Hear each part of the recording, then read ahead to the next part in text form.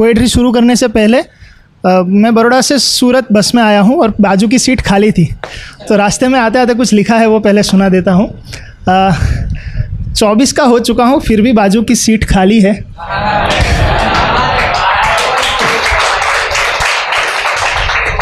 चौबीस का हो चुका हूँ फिर भी बाजू की सीट खाली है, कोई तो प्यार जता दो यार। अरे रुक जाओ मैं सूरत आ गया हूँ, वॉइस ऑफ सूरत का रास्ता बता दो यार।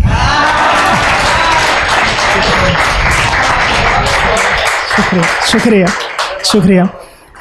पोएट्री शुरू करेंगे। आई एम वेरी ग्लैड के एनके सर के बाद मेरी पोएट्री बहुत जल्द आ गई है, क्योंकि ये कुछ उसी तरह से रिलेट की जाएगी, रियलिटी के बेसिस के ऊपर है। सब रिलेट कर जाना इसके साथ। हर किसी के घर का ये किस्सा है, हर किसी के घर की ये कहानी है। पोएट्री शुरू करते हैं आज की। अस्पताल में मेरा जन्म होने के साथ इसकी शुरुआत होती है। वो कौन था? क्योंकि अभी तो मैंने पहली सांस भी ना ली थी और उसकी धड़कनें तेज़ हो चुकी थी। मेरी पहली किलकारी सुनते ही पूरे अस्पताल में मिठाई बट चुकी थी। याद नहीं मुझे कि पहले किसकी गोद में गिरा था, पर शायद उसी का हाथ था जो सबसे पहले मेरे सर पे फिरा था।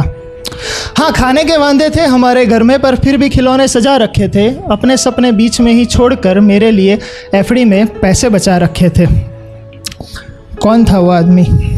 क्योंकि लफ्ज़ों की दुनिया से तो मैं अभी भी अनजान था, पर ना काम ना दुनिया ना दोस्त, बस मेरा हंसता चेहरा ही उसकी असली जान था। दिन भर वो धूप में तपता रहता, मिट्टी में अपना बदन भिगोता रहता था, लेकिन घर आते ही सब छोड़ छाड़ कर कभी मुझे हवा में उछालता, कभी हाथी कभी घोड़ा बनकर मुझे सीने से लगाता रहता था। वो खुद अनपढ़ गवार रह गया था शायद, पर मुझे पढ़ा रहा था। पैरों में मेरे छाले ना पड़ जाए इसलिए कंधे पर बिठाकर स्कूल ले जाया करता था। कौन था वो जो अपने हिस्से की रोटी मुझे खिलाकर खुद भूखे पेट सोता था, खुद फटे पुराने कपड़े पहन लेता, पर हर दिवाली में मुझे नए कपड़े पहनाता था? एक छोटे से घर का किराएदार था। 4 लोगों के परिवार का बस वही एक सहारा था। माँ की दवाएं, बहन की शादी और मेरी हर खुशी के लिए किसी और के सामने हाथ फैलाए, सर झुकाए किस्मत का मारा था। आखिर कौन था वो जिसे बुखार तो आता था लेकिन गोली नहीं लेता था, दर्द तो होता था लेकिन बांट नहीं पाता था, और शायद आंसू आता था उसकी प्यारी सी आंखों में, लेकिन कभी बह नहीं पाता था।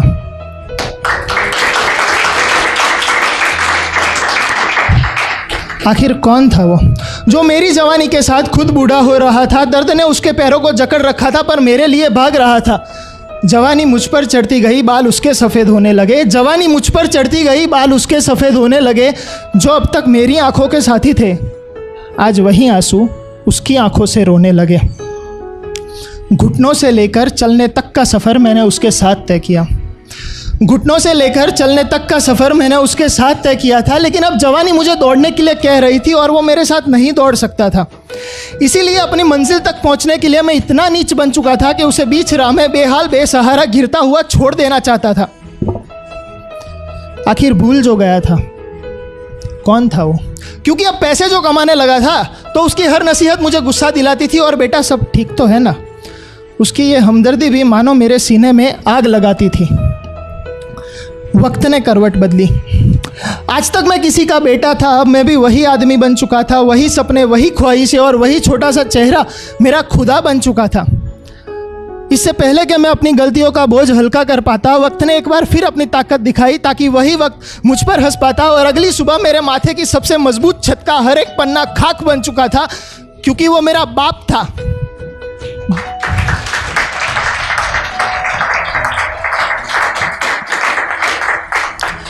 क्योंकि वो मेरा बाप था जो राख बन चुका था।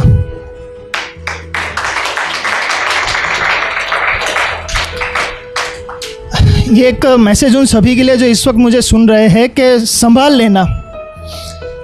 लेना उन लड़खड़ाते कदमों को जो आज छड़ी का सहारा लेकर चल रहे हैं, क्योंकि याद रखो कल तुम्हारा बेटा भी समझदार होगा, और अगर नहीं कर पाए अपने पिता से सच्ची मोहब्बत तो वही बेटा इन्हीं लफ्ज़ों का हकदार होगा। और दुआ करता हूँ वो लम्हा तुम्हारी ज़िंदगी में कभी ना आए, क्योंकि उस लम्हे का हर एक कतरा बहुत ही दर्दनाक होगा।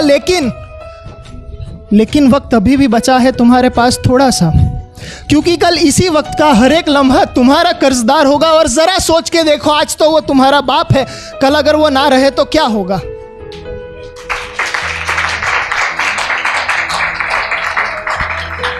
ज़रा सोच के देखो, आज तो वो तुम्हारा बाप है, कल अगर वो ना रहे तो क्या होगा। और जन्नत का ख्याल रखते हो अपने जहन में कभी, जन्नत का ख्याल रखते हो अपने जहन में कभी, तो याद रखो कल तुम्हारा भी यही किरदार होगा।